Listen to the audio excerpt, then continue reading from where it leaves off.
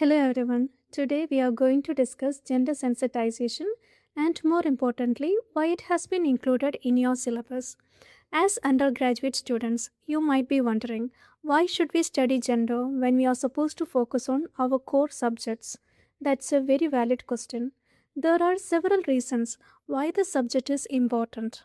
First, the purpose of higher education is not just to earn a degree, but also to become a responsible individual and an ethical professional. Second, gender discrimination still exists, even among educated people. Third, gender sensitization helps us recognize our own biases, many of which we may not even be aware of. Fourth, it helps create safer colleges and workplaces where everyone feels respected and valued. Finally, every profession today expects respectful behavior. Technical knowledge alone is not enough. Employers also expect professionalism, ethics, and the ability to work respectfully with people from all backgrounds. Let me share a recent incident that shows why this subject is so relevant. A video from a stand up comedy show recently went viral. During the audience interaction, a young software professional shared that he had spent around rupees 370 on biryani for a woman during a date. He then joked that because he had paid for the meal, he expected physical intimacy in return, even though the woman was unwilling. His comments were widely criticized because they reflected a transactional attitude towards consent and relationships. The video spread rapidly on social media and eventually he lost his job. Now, this incident teaches us an important lesson. The person was educated. He had a good job in software industry, but education alone was not enough. What affected his career was not his technical knowledge, it was his mindset and behavior. This is exactly why gender sensitization is included in higher education. It helps us question harmful stereotypes, understand concepts like respect and consent, and develop attitudes that are essential for both our personal and professional lives. So, this course is not just about gender, it is about becoming a better student, a better professional, and most importantly, a better human being. Now that we understand why gender sensitization is important, let us begin with the most basic concept in gender studies, the difference between sex and gender. Many people think these two words mean the same thing. No, they are actually different. Sex is what you are biologically, it refers to your physical characteristics, that is, whether you are physically born as a woman or a man. Gender, on the other hand, is what society says a woman should be or a man should be. In other words, it refers to the expectations society places on people simply because they are born a female or a male. For example, society often says women should take care of the home, women should be gentle, women are naturally better at raising children. Similarly, it also says men should be strong, men should not cry, or men should be the breadwinners of the family. These are not biological facts.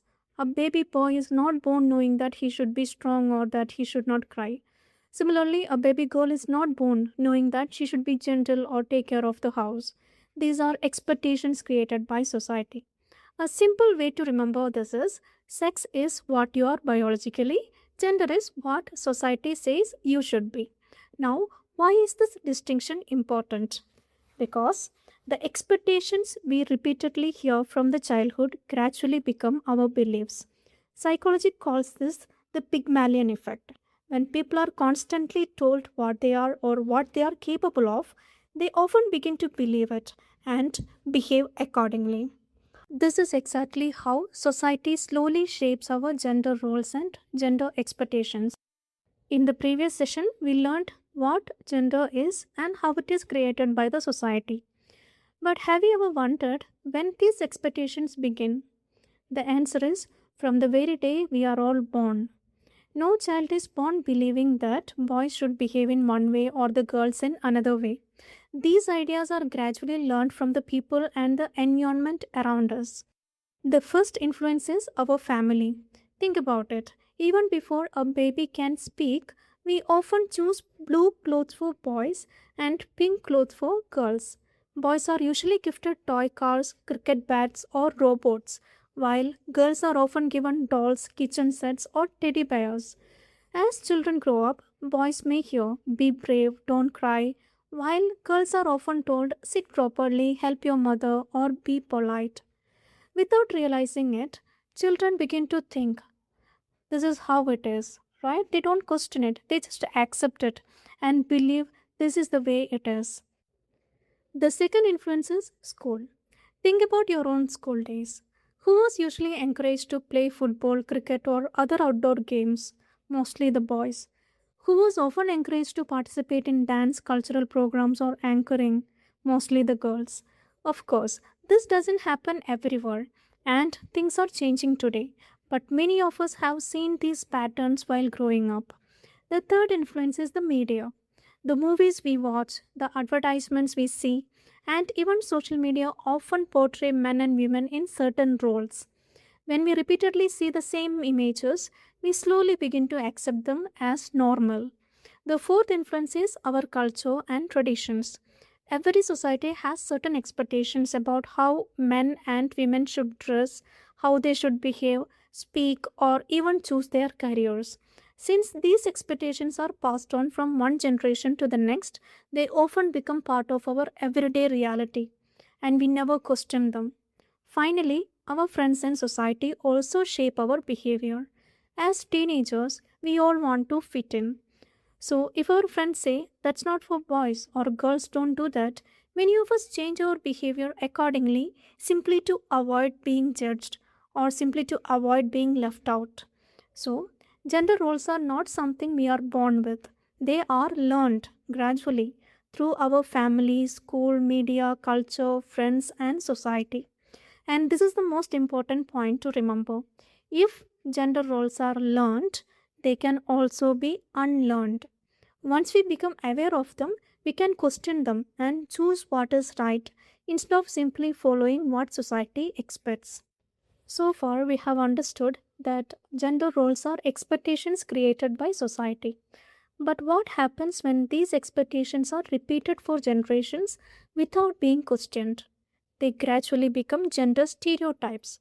A gender stereotype is a fixed belief that all women and all men should think, behave, or choose certain roles in life. For example, people may believe that women should be caring or men should be strong. Women should manage the home or men should earn. The problem begins when these stereotypes are treated as rules instead of opinions. Imagine a boy who genuinely loves dance and wants to become a professional dancer. Instead of encouraging his talent, people may say dance is not for boys. Slowly, he may give up his dream, not because he lacks talent, but because he fears being judged. Similarly, imagine a girl who dreams of joining the army or becoming a fighter pilot. Instead of supporting her, people may tell her it's too difficult for women or choose something more suitable. As a result, she may be denied the opportunity to pursue what she truly loves because of societal pressure. This is where gender stereotypes turn into gender discrimination. Discrimination happens when people are treated unfairly or denied opportunities simply because of their gender. The important thing to remember is this: a person's competence is determined by their talent, dedication, and hard work, not by their gender. Every individual is unique. Some men may enjoy dance, music, or cooking. Some women may enjoy adventure sports, engineering, or serving in the armed forces. Our interests, abilities, and career choices are personal. They should not be decided by our gender. When people are forced to live according to society's expectations instead of pursuing their own interests, the consequences can be very serious. They may lose the freedom to make their own choices, experience constant stress, feel frustrated, or struggle with anxiety and depression. Some even spend their entire lives in careers they never wanted, simply because they felt compelled to follow gender stereotypes instead of their own passion. A society truly progresses when people are given the freedom to choose their education, their profession, and lifestyle based on their talent, ability, interest, and passion, not on outdated gender stereotypes. This is why gender sensitization is important. It encourages us to question stereotypes, respect individual choices, and create a society where everyone has the freedom to become the person they truly want to be. Now, let us see why gender sensitization is particularly important for engineering students. As engineers, your job is to solve problems for the society. But remember one simple principle: if your invention is meant for everyone, it should work well for everyone. Isn't it so? But did you know many inventions were historically designed using mainly male body measurements? Take vehicle crash test as an example. For many years, crash test dummies were based on the average male body. Later, researchers found that women were more likely to suffer certain injuries in similar accidents because the safety systems had not been tested using female body measurements.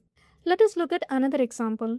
Safety helmets, gloves, laboratory coats, and other personal protective equipment were also designed mainly using male body measurements. For many women, poor fitting equipment can reduce comfort, make work harder, and most importantly, reduce protection. Today, engineers design PPE in different sizes and body shapes so that it fits everyone better. Similarly, some medical devices were developed using male data as the default, making them less effective for women. Modern engineering is gradually addressing these gaps by designing products that meet the needs of all users. There is another reason why gender sensitization is important for engineering students. As future engineers, you will work in teams with people from different genders and backgrounds. Today, many employers recruit both women and men for technical as well as leadership roles because diverse teams are known to perform better. They bring different perspectives, make better decisions, and develop more creative solutions. So, studying gender sensitization will help you understand the gender discrimination that still exists in the field of technology. More importantly, it prepares you to work professionally and harmoniously with your colleagues of all genders, creating a respectful and inclusive workplace. So, what is the takeaway from today's lecture? We learned that sex is what we are biologically, whereas gender is shaped by society through the expectations placed on us. We also know how these expectations gradually become gender roles, then gender stereotypes, and if left unquestioned, can eventually lead to gender discrimination. The purpose of studying gender sensitization is not to favor one gender over another. It is to help us identify the biases we may have unknowingly learned from society and to replace them with fairness, respect, and equality. As educated individuals, let us choose to question stereotypes, respect individual choices, and judge people by their talent and character, not by their gender. Because when we change the way we think, we begin to change society. I hope this video has helped you understand why gender sensitization is important and how it can make us better professionals and better human beings. Thank you for watching, and I will see you in the next lecture.